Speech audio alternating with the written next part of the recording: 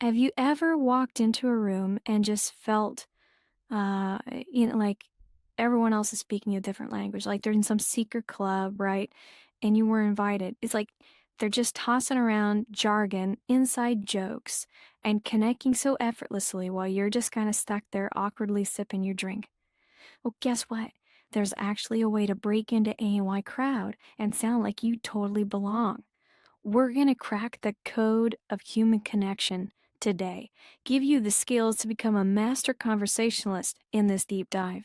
We've got a stack of fascinating sources here, books, articles, even some research papers, and we're going to extract like the absolute juiciest bits from them, the kind of insights that can transform how you interact with everyone. So, first things first.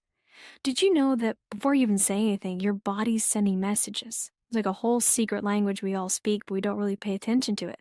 Subtle shifts in your posture, your movements, can project like confidence, warmth, trustworthiness.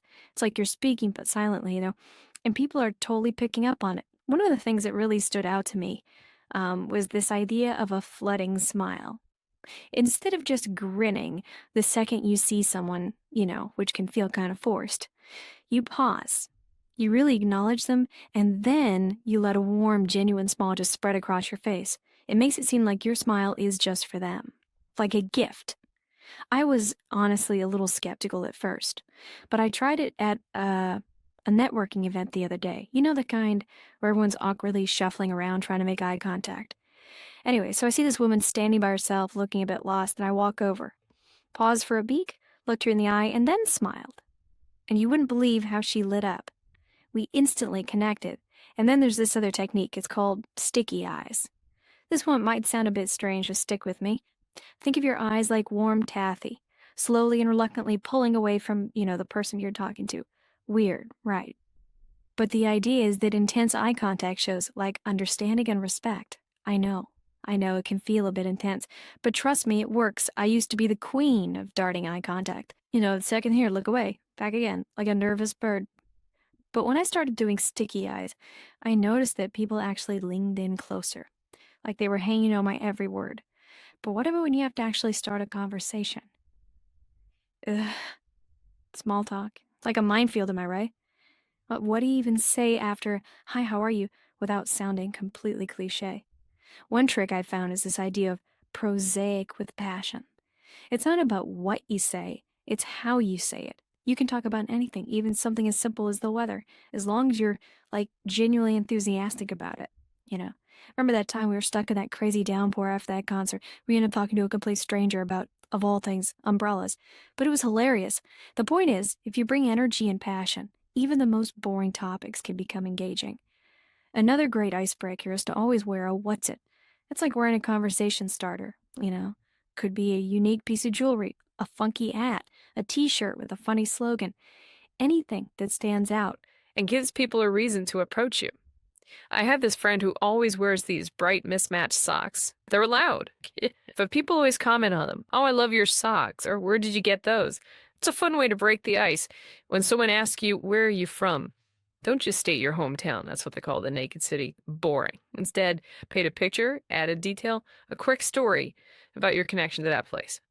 So instead of saying, I'm from Chicago, I might say, I'm from Chicago, the city where the wind almost blew me off a skyscraper. Okay, maybe slight exaggeration, but you get the idea. Makes you more interesting, memorable. Speaking of memorable, it always makes a good impression. A well-placed compliment. But you don't want to sound insincere or creepy, right? So that's where the indirect compliment comes in. Instead of praising someone directly, which can be awkward, try complimenting them to a mutual friend. Like you're planting a seed of goodwill that eventually gets back to them. Like the other day, I overheard a colleague praising another colleague's presentation skills. So later, I made sure to mention it to their mutual friend. You know what? That colleague came up to me later and actually thanked me for passing along the compliment. It really meant a lot to them. And if you hear someone praising someone else, don't let it die there. Pass it on. They call it carrier pigeon kudos. It's a simple act of kindness that can really make someone's day. But let's say you're deep in conversation and you really want to leave a lasting impression. That's when you use the killer compliment.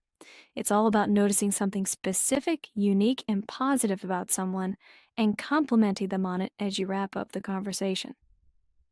The key here is to be genuine and observant. Really pay attention to what makes this person tick. Like I was talking to a client the other day, and I noticed how calm and collected he was, even though we were dealing with a really stressful situation. So as we were wrapping up, I said, I really admire your ability to stay so calm under pressure. It's something I'm working on myself.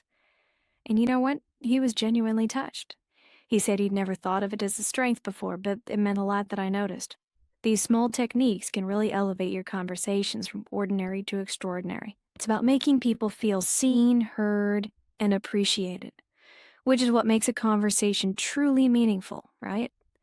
But it's not just about the words you say, it's about creating that connection, that feeling that you're speaking the same language.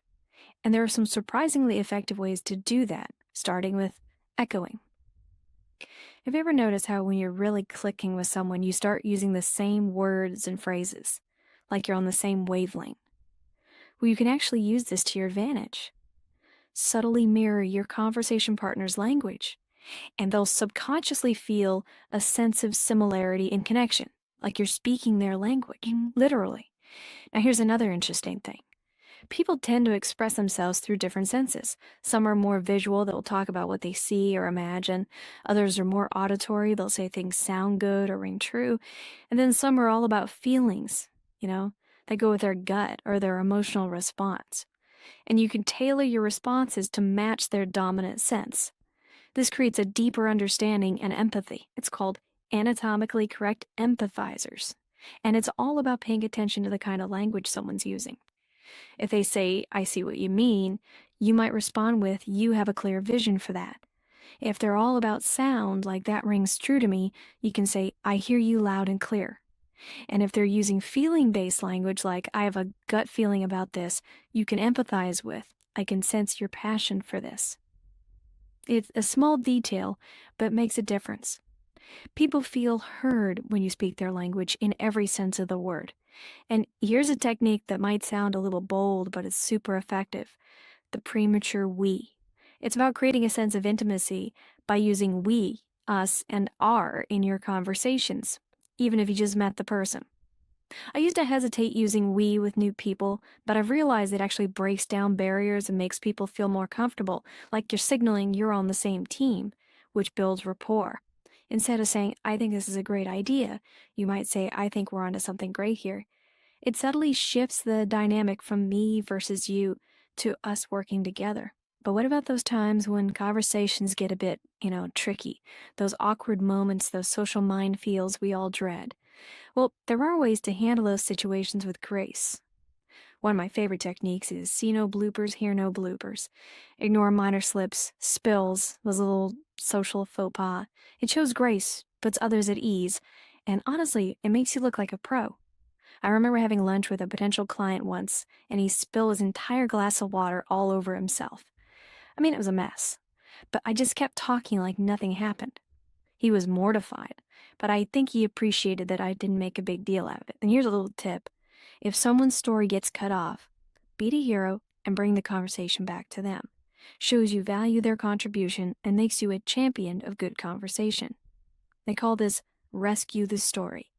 It's a simple act of kindness, but it goes a long way. Like imagine you're at a party, someone's telling you a great story, and then someone else jumps in with their own anecdote. Instead of letting that first story get lost, you can gently steer the conversation back. But you could say something like, wait, you were telling us about that crazy trip to Guinevere. Where was it again? It shows you were listening and that you value their story. Now, parties, they can be amazing opportunities to connect, but they can also be a little overwhelming, What do you even talk about? Who do you talk to? How do you navigate the crowd without spilling your drink on someone? There are a few things you can do to make the most of social gatherings, starting with this golden rule. Parties are for prater. Keep it light, playful, no serious business talk, no delivering bad news. Parties are a safe haven for fun and connection. Same goes for dinner parties. Dinner's for dining, so enjoy the food, the company, the conversation. Save the heavy stuff for another time. And if you run into someone you've been meaning to talk to, keep it brief, casual. weekends encounters them for chit chat, you know. You don't want to ambush them or make them feel pressured. A friendly greeting, a quick catch up is all you need. It's amazing how many unspoken rules there are in social situations, right? But once you understand them, it's like having a secret code to navigate any gathering with confidence. It's funny, how we often focus on what we're going to say next in a conversation instead of like really listening to the other person. Active listening, though, it's like the secret sauce to building those real connections, right? One technique that just, I don't know, blew my mind is this thing called parroting. It's basically repeating a few key words or phrases that your conversation partner uses just to show you're getting it, you're with them. Might sound super simple, but it works wonders. It encourages them to like elaborate, to feel heard, and it just creates this sense of rapport. It's like you're speaking their language, validating their thoughts. I remember using this with a colleague who was explaining this super complex project. I was honestly lost, but I just started repeating a few phrases back to him, and I was able to clarify things, show him I was engaged, made a huge difference. Speaking of engagement, you know what always livens things up? A good story. But what if you're not like a natural storyteller? I mean, I love a good story, but I'm no Shakespeare actor. Well, there's this trick called encore that takes all the pressure off you and puts a spotlight on, well, your conversation partner. You encourage someone to retell a great story they've already told, but to a bigger group. It flatters them, gives them a chance to shine, and to get some ready-made entertainment. Win-win. I did this at a dinner party once. One of the guests was telling me this hilarious story about a travel mishap. And later, when the conversation died down a bit, I just turned to her and said, everyone would love to hear that story about what happened to you in Italy. She was a little hesitant, but once she started, she had the whole table in stitches. It's amazing how a simple prompt can just turn someone into the life of the party. Takes the pressure off you to be witty or whatever. Okay, real talk for a second. How do you handle those moments when someone's bragging, trying to one-up you in the conversation? It's so tempting to get defensive or, try to outdo them. But there's a better way. Big winners, they get that it's not about winning the conversation. It's about making the other person feel good. There's this technique called the tombstone game that really helps with this. It starts by shifting the focus from those external achievements, like who has the bigger house, to more personal values. How do you do that? Well, you can casually mention that you were reading about, tombstones and how people imagine what they want their epitaph to say. Then ask your conversation partner what quality they would most like to be remembered for. Such a simple question, but it can really open up a deeper conversation. Takes the focus off all that superficial stuff and encourages people to think about their core values. It's a powerful way to connect on a more meaningful level. You know what else is important in conversations? Being mindful of the language we use. It's not just about avoiding offensive words, it's about using language that's inclusive and respectful. One area where this is super important is gender. We got to be careful not to use language that, reinforces stereotypes or excludes certain groups. Instead of businessman, use business person. Simple. And when referring to a group, try to avoid gender-specific pronouns unless you know everyone's gender. They, them, it's small change, but it makes a big difference in creating a more inclusive environment. Speaking of inclusivity, it's really impressive. Being able to talk to people from different cultures and backgrounds, it shows you're worldly, have genuine interest in different perspectives. One key to that is being aware of different customs, different etiquette. Like in some cultures, direct eye contact is rude, while in others it's a sign of respect. And physical touch, well, what's considered appropriate in one culture might be totally off limits in another. Do your research, be respectful. I remember once, traveling in Asia, I accidentally offended someone by pointing my feet at them. Had no idea it was disrespectful. Learned a valuable lesson that day. It's always better to be cautious and mindful, and be patient with language barriers. Don't expect everyone to speak your language perfectly. Slow down, rephrase, use gestures. It's challenging, but it's so rewarding to connect with people from different walks of life. Like opening a window to a whole new world. Okay, let's shift gears a bit. Talking to VIPs. Those people at the top of their game, CEOs, celebrities, authors, it can be intimidating, right? But they're just people. And they appreciate a good conversation just like anyone else. One of the best ways to make a good impression is to do your homework. Learn about their work, their interest. Don't just fangirl or gush. Show them you respect their work and want to engage on a deeper level. I was at a conference where a famous author was speaking. Before the event, I read one of her books and made a note of a passage that really resonated with me. Later, when I got to talk to her, I mentioned it, explained why it struck a chord. She was so touched that I'd engaged with her work on that level. And you know what else is important with VIPs? Respecting their time. They're busy people, so keep it brief, to the point. Don't monopolize them. Be mindful of others who might want to chat with them too. It's about being gracious and considerate. But here's the thing about VIPs, they often have gatekeepers. Those assistants or secretaries who control access. It can be tough to get past them, but there are a few tricks. One is to be super friendly to the gatekeepers, even if they're a bit brusque. They're just doing their job, and a little kindness can go a long way. Plus, they might put in a good word for you. Another technique is to use a confident, familiar tone when you call. Instead of asking for them by name, try saying, "Is she in?" It kind of implies you're on a first-name basis, which can help. But let's say you do get through and are not available. The message you leave, that's crucial. Think of it as the 10-second audition. Make sure it's clear, concise, and intriguing. Don't just say your name and number. Give them a reason to call back. Mention a shared connection, an interesting project, something that piqued their interest before, made them curious. And here's a little secret. VIPs often have spouses or partners who are, really important in their lives. Don't underestimate saluting the spouse. When you call their home, always greet whoever answers, even if it's not the person you want. It shows respect, and it can make a difference in how seriously they take your call. If you're calling their office a lot, like a journalist trying to get an interview, make friends with the secretary. They often have a lot of influence over who gets through. But here's the thing about talking to anyone, VIP or not. It's not just what you say, it's how you make them feel. One of the best ways to do that is to make them feel like they're the most important person in the room. There's this technique called the exclusive smile. It's about saving your most genuine, engaging smile for that person you're talking to, as if they're the only one who matters. Think about it. When someone smiles at you like that, it makes you feel special, right? Like you have their full attention.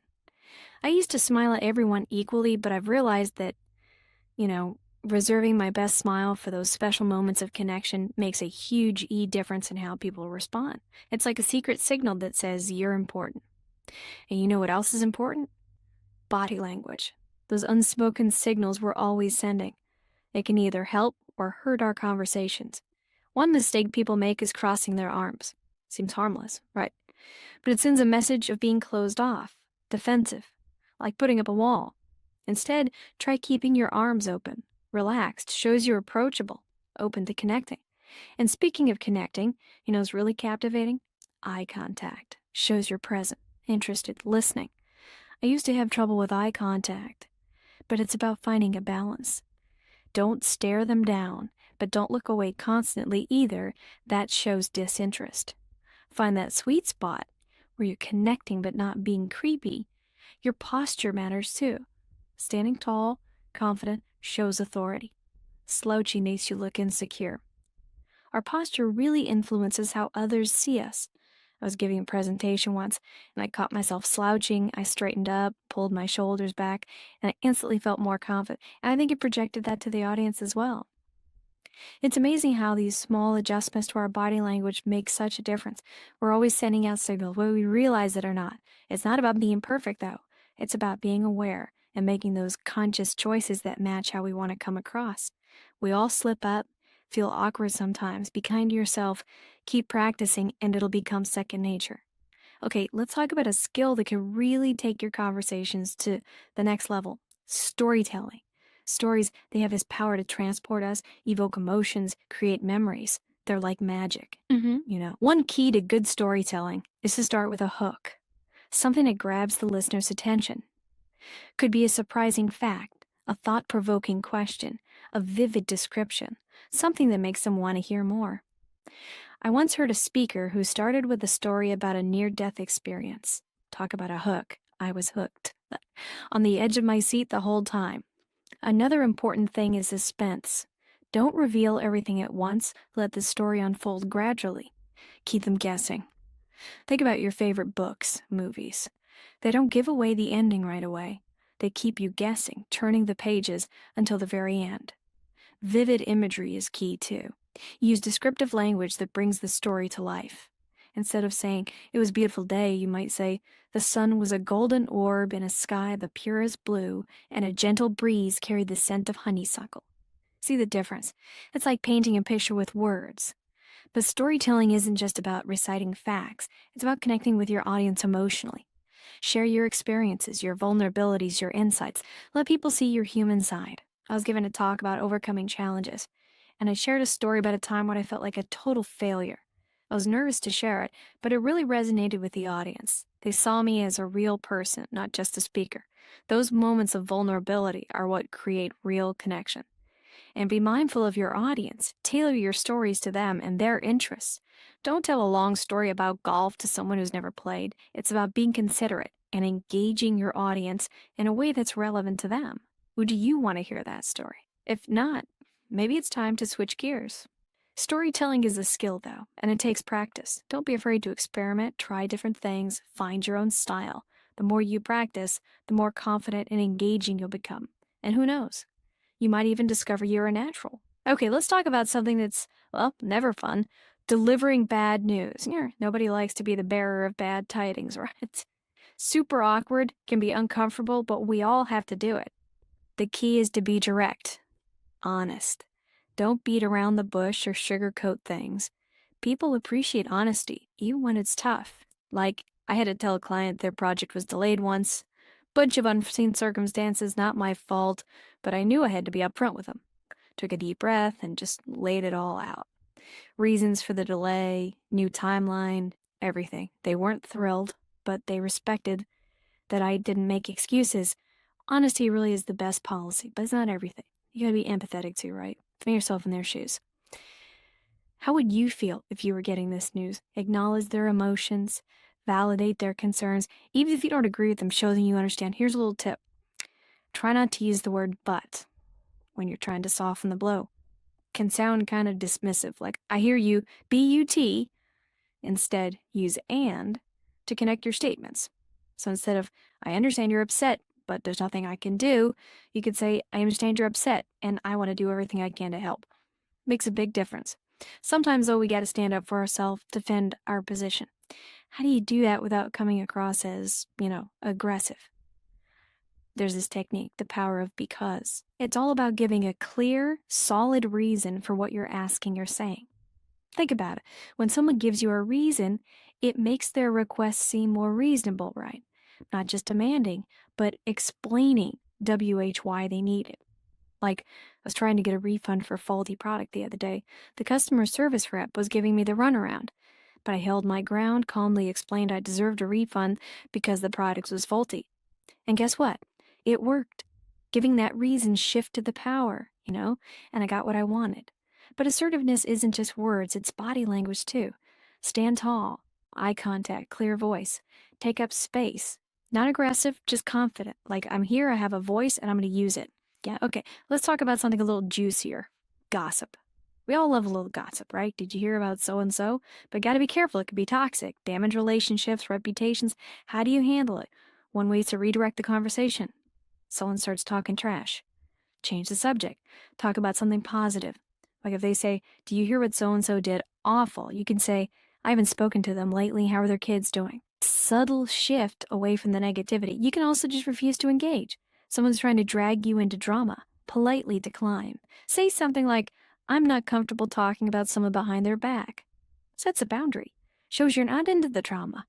What if someone's gossiping about you? That stings, right? There's this thing called the judo flip that can really turn it around. Use the gossiper's own words against them. Expose their negativity. Like, if someone tells you someone else was saying bad stuff about you, you say, "Oh, interesting. Wonder why they'd say that to you." Subtly puts the focus back on their negativity. All right, switching gears again. Apologies.